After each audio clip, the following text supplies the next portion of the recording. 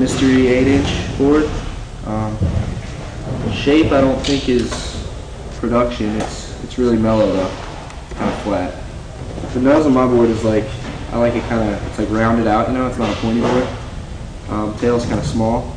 Thunder 8-inch trucks with titanium lights, the hollow kingpin, hollow, I know no hollow axle, but hollow kingpin. I put bone bushings in them too.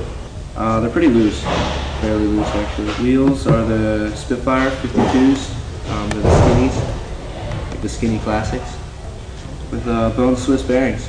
I'll ride a set of wheels with the shield on the bearing, and then next time I'll switch them and take them off. Skate usually only mob, and if I don't, I kind of get bummed out.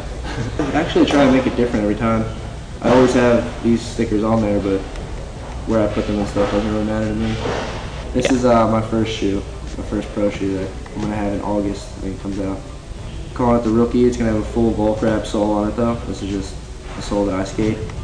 Yeah, I don't know, things might change still because it's not going to come out for a while, but yeah, a little Liberty belt in the back. Pretty tight.